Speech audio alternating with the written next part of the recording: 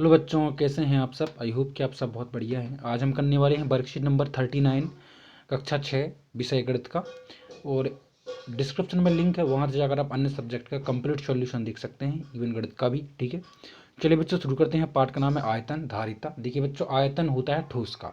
ठोस जो फिगर होते हैं, जैसे कि मैं आपसे कहूँ कि यदि कोई आपका पेज है जिस पर आप लिख रहे हैं, वो एक प्लेन फिगर है क्योंकि वो आयताकार है, उसकी आमने सामने की भुजाएं जो हैं बराबर हैं।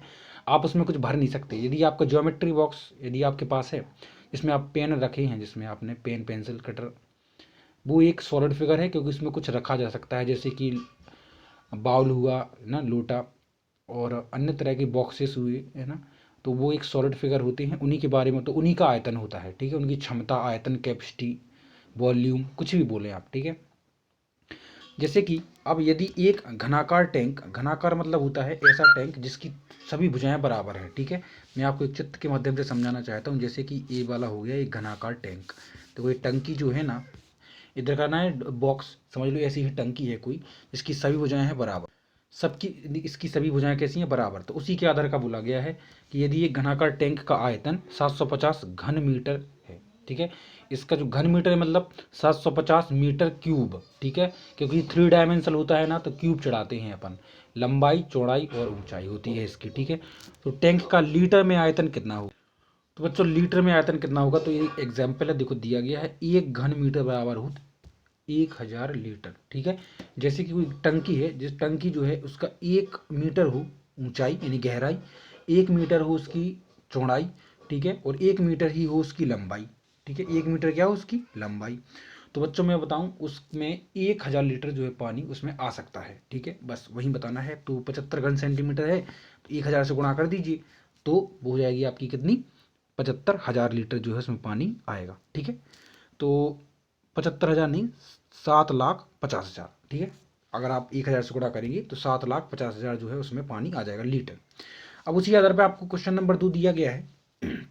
यदि एक घनाकार टैंक में 60,000 लीटर पानी आता है। अब क्वेश्चन को रिवर्स कर दिया गया है, इधर आपको बताना था और इधर आपको पानी दे दिया गया है। ठीक है, कि 60,000 लीटर पानी आता है तो टैंक का आयतन कितना होगा घन मीटर में। ठीक है, देखो 1000 लीटर बराबर होता है 1 घन मीटर।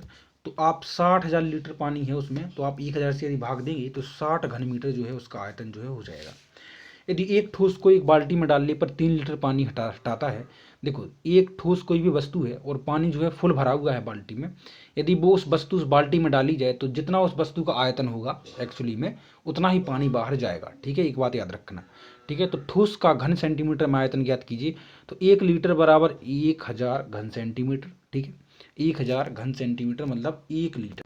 तो पहले बच्चों मैं आपको बता दूं कि देखो, अपन ने पहले क्वेश्चन में क्या पढ़ा था कि यदि किसी टंकी की लंबाई, चौड़ाई, ऊंचाई 1-1 मीटर है ना, तो उसमें 1000 लीटर पानी आ सकता है। और यदि 1-1 सेंटीमीटर है तो उसमें 1 लीटर पानी जो है आराम से भर जाएगा, यदि 1 सेंटीमीटर उसकी लंबाई, चौड़ाई, ऊंचाई है तो। ठीक है, अब देखो बच्चों, 3 लीटर पानी आता है तो इसका मतलब ये हुआ कि 1 लीटर बराबर 1000 घन सेंटीमीटर। तो 3 लीटर बराबर 3000 घन सेंटीमीटर की बात की जा रही है, मीटर की बात नहीं। मीटर वाली तो ऊपर वाले जो क्वेश्चन था वो किया गया था।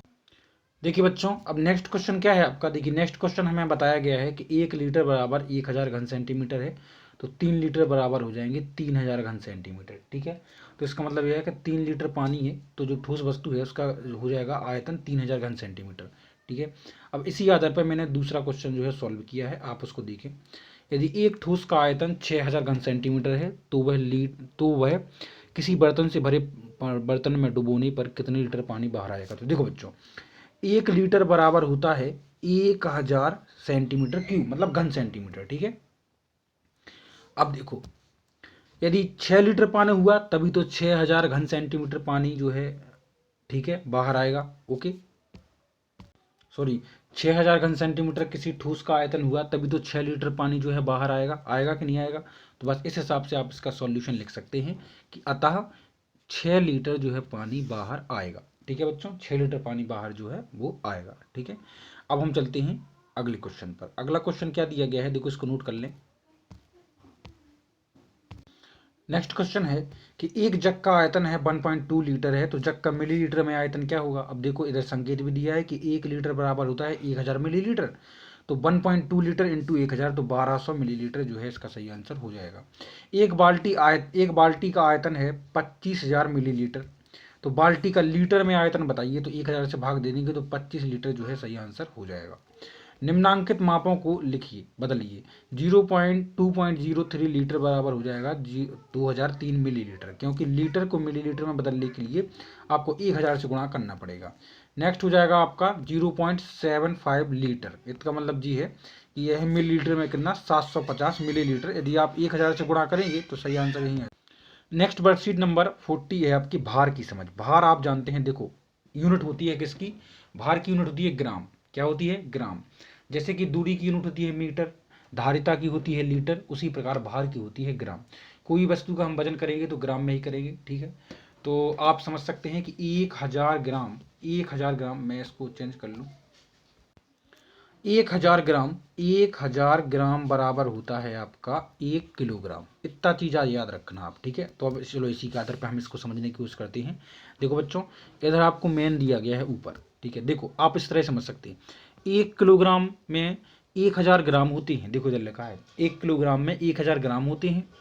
1 लाख होते हैं आपके सेंटीग्राम, ठीक है, 1 किलोग्राम में। 1 किलोग्राम में मिलीग्राम होते हैं आपके 10 लाख, ठीक है।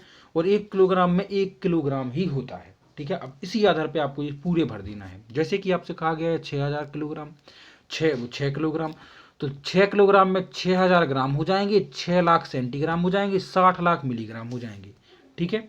अब इसी आधार पर देखो क्या किया गया है। अब आप ये देखिए कि जैसे किलोग्राम को ग्राम में बदला है। अगर किलोग्राम को तो 1000 से गुणा किया तो वो ग्राम में बदल गया, 1 लाख से गुणा किया तो सेंटीग्राम में, और यदि हम उसको 10 लाख से गुणा कर देंगे तो आप मिलीग्राम में बदल देंगे, ठीक है। अब जैसे कि इधर दिया गया है 0.001, इसको यदि हमें ग्राम में बदलना है तो 1000 से गुणा, 1 लाख से गुणा करेंगे तो सेंटीग्राम में, और 10 लाख से गुणा करेंगे तो आप मिलीग्राम में इसको बदल सकते हैं।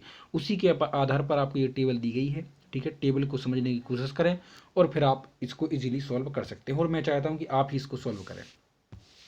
निम्नांकित मापों को ग्राम में बदलिए। 4 किलोग्राम तो 1000 से गुणा कर दो 4000 ग्राम हो जाएगा। 15 मिलीग्राम, ठीक है, तो 15 मिलीग्राम को यदि हमें ग्राम में बदलना है, देखो बच्चों क्या करना पड़ेगा। तो देखो 15 मिलीग्राम को यदि हमें ग्राम में बदलना है तो आपको 1000 से उसको भाग देना पड़ेगा, ठीक है। तो 1000 से भाग देंगे तो 0.015 ग्राम जो है आपका सही आंसर हो जाएगा।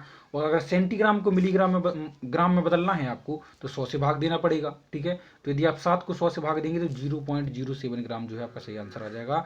निम्नांकित मापों को सेंटीग्राम में बदलिए, ठीक है। अब 3 ग्राम को यदि सेंटीग्राम में बदलना है तो आपको अभी इधर बोला गया था ना 100 से भाग देना है। अब सेंटीग्राम में बदलना है तो 100 से गुणा कर दूँ तो 300 सेंटीग्राम हो जाएगा। अब इधर क्या गया है 13 मिलीग्राम, ठीक है, उसको सेंटीग्राम में बदल। तो देखो बच्चों मैं आपको टेबल में समझा देता हूँ। देखो आपको क्या करना है, आपको सेंटीग्राम को मिलीग्राम को सेंटीग्राम में बदलना है ना। तो देखो 1 मिलीग्राम बराबर सेंटीग्राम में चेंज हुआ तो कितना हो गया 0.1 सेंटीग्राम, ठीक है। कैसे हुआ, देखो 1 मिलीग्राम बराबर 0.1 सेंटीग्राम। क्या किया गया, सेंटीग्राम में चेंज करने के लिए आपको 10 से भाग दे दिया गया, किसको, 1 को। मतलब कि मिलीग्राम को यदि हमें सेंटीग्राम में चेंज करना है तो 10 से भाग देना पड़ेगा। तो बस आप इस पर भी यही कर दें, क्या कर दें, 13 जो है ना, 13 को आप क्या कर दें 10 से भाग कर दें तो आपका आ जाएगा। इसको नहीं लिखें, इसको लिखें 1.3, ठीक है, सेंटीग्राम, ओके। अब चलते हैं नेक्स्ट। तो देखो नेक्स्ट है 8 किलोग्राम। 8 किलोग्राम को सेंटीग्राम में बदलना है। तो देखो आपको पता ही है कि 1 किलोग्राम मतलब 1 लाख सेंटीग्राम होते हैं, तो 8 किलोग्राम मतलब हो जाएंगे 8 लाख सेंटीग्राम, ठीक है। अब चलते हैं हम नेक्स्ट। निम्नांकित मापों को मिलीग्राम में बदलिए, ठीक है। तो आपको ये जानते हैं कि 1 किलोग्राम बराबर होता है आपका कितने मिलीग्राम, 10 लाख। तो 7 किलोग्राम मतलब 70 लाख मिलीग्राम आपके हो जाएंगे। 6 ग्राम, ठीक है, तो 6 ग्राम मतलब 6000 मिलीग्राम। ऊपर वाली जो आपकी टेबल दी गई है उसी के आधार पर आप पूरे सवाल जो है सॉल्व कर सकते हैं, ठीक है। और 16 सेंटीग्राम मतलब हो जाएंगे 160 मिलीग्राम, ठीक है। 16 सेंटीग्राम मतलब 160 मिलीग्राम। इस तरह से आपका ये कंप्लीट होता है, ठीक है। मिलते हैं आपसे नेक्स्ट वीडियो में जल्दी ही, टेक केयर।